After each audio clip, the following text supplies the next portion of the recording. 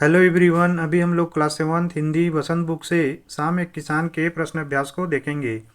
इसके कवि सर्वेश्वर दयाल सक्सेना जी हैं। इसमें जो पहला प्रश्न है उसमें बोला गया है कि इस कविता में शाम के दृश्य को किसान के रूप में दिखाया गया है।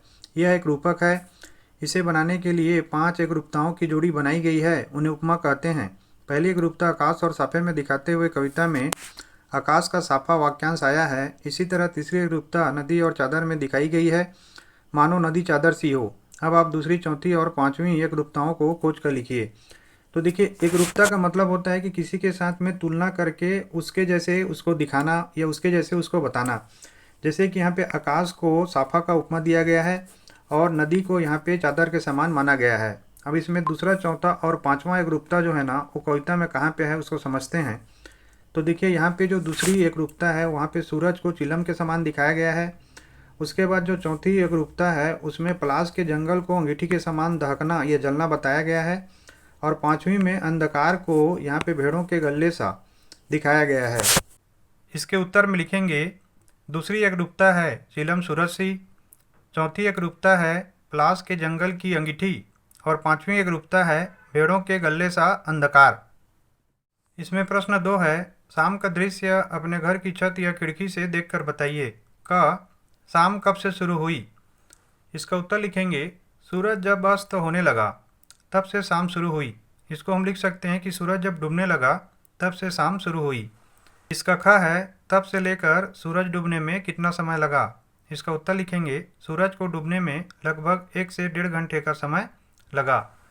इसके बाद इसका जो प्रश्न ग है वो है कि इस बीच आसमान में क्या क्या परिवर्तन आए।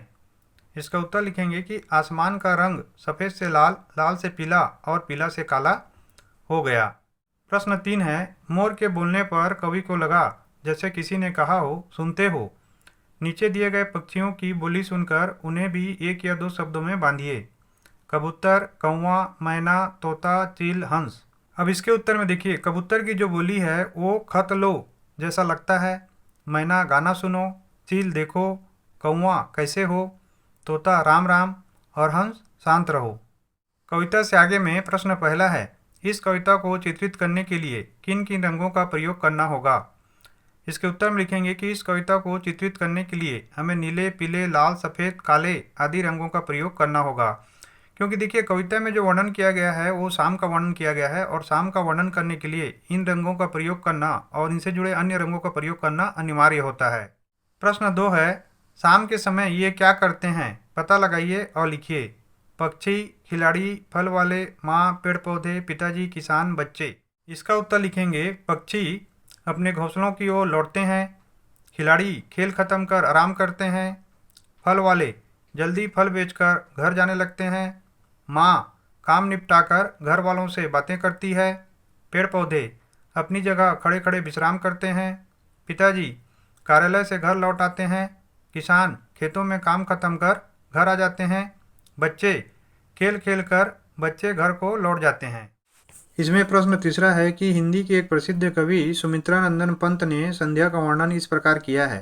संध्या का झुटपुट, बांसों का झुरमुट, है चहक रही चिड़िया, टी वी टी टूट टूट। ऊपर दी गई कविता और सर्वेश्वर दयाल जी की कविता में आपको क्या मुख्य अंतर लगा, लिखिए। तो देखिए, इस कविता में सुमित्रानंदन पंत जी ने संध्या के जो झुरमुट है या संध्या के समय है उसको बांस के झुरमुट के साथ में तुलना किया हुआ है। जिस प्रकार बांस के झुरमुट में चिड़िया जो है ना आवाज़ करती है, टीवीटी टूटू, उसके साथ इन्होंने तुलना किया है। इसके उत्तर में लिखेंगे कि सुमित्रानंदन पंत जी की कविता में बांसों के बीच चिड़िया के चहकने का वर्णन है, जबकि सर्वेश्वर दयाल जी की कविता में जाड़े की शाम को किसान के रूप में दिखाया गया है। अनुमान और कल्पना पे आ चुके हैं। प्रश्न है, शाम के बदले यदि आपको एक कविता सुबह के बारे में लिखनी हो तो किन किन चीज़ों की मदद लेकर अपनी कल्पना को व्यक्त करेंगे। नीचे दी गई कविता की पंक्तियों के आधार पर सोचिए। पेड़ों के झुनझुने बजने लगे, लुढ़कती आ रही है सूरज की लाल गेंद, उठ मेरी बेटी सुबह हो गई। तो देखिए, एक कविता भी सर्वेश्वर दयाल सक्सेना जी की है। इन्होंने यहाँ पे सुबह को दिखाने के लिए पेड़ों के झुनझुने के समान बजने को बताया है और साथ में सूरज को लाल गेंद के समान यहाँ पे कल्पना किया है। तो इसके अलावा और चीज़ों का हम उपयोग कर सकते हैं सुबह को दिखाने के लिए। चलिए उसको उत्तर में लिखते हैं। यहाँ पर लिखेंगे, सुबह के ऊपर कविता लिखने के लिए निम्नलिखित चीज़ों की मदद लेंगे। पहला है सूर्य का लाल रंग, दूसरा है पक्षियों का चहचहाना, तीसरा है पेड़ पौधों का सरसराना, चौथा है उगते सूरज का प्रकाश, पांचवा है सुबह के समय बजता संगीत।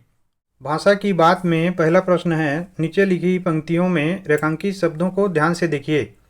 क है घुटनों पर पड़ी नदी चादर सी, तो देखिए यहाँ पे चादर सी को ध्यान देना है, उसी प्रकार से जितना अंडरलाइंड है उसको ध्यान देना है। ख है सिमटा बैठा है पेड़ों के गले सा। ग है पानी का पर्दा सा मेरे आसपास था हिल रहा। घ है मंडराता रहता था एक मरियल सा कुत्ता आसपास। औंगा है दिल है छोटा सा छोटी सी आशा। च है घास पर फुदकती नन्ही सी चिड़िया। इन पंक्तियों में सा सी का प्रयोग व्याकरण की दृष्टि से कैसे शब्दों के साथ हो रहा है? तो देखिए यहाँ पे जो सा सी का प्रयोग है व्याकरण की दृष्टि से किन शब्दों के साथ में हो रहा है इसको पूछा गया है। इसको इसके उत्तर में हम लोग लिखेंगे। इसके उत्तर में लिखेंगे, इन पंक्तियों में सा सी का प्रयोग व्याकरण की दृष्टि से संज्ञा और विशेषण शब्दों के साथ हो रहा है। चादर, गल्ले, पर्दा, मरियल, छोटा, नन्ही संज्ञा और विशेषण शब्द हैं। इसमें प्रश्न दूसरा है, निम्नलिखित शब्दों का प्रयोग आप किन संदर्भों में करेंगे? प्रत्येक शब्द से दो दो वाक्य बनाइए। औंधी, दहक, सिमटा। इसके उत्तर में लिखेंगे, औंधी, मैं औंधी का प्रयोग उलटने के अर्थ में करूँगा। वाक्य प्रयोग पहला है, वह औंधी मुँह गिर पड़ा था।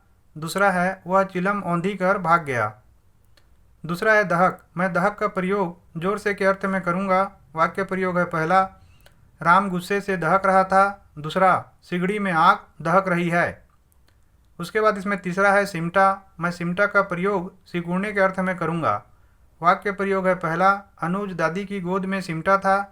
दूसरा, मैं सिमटा हूँ तो डरा रहे हो।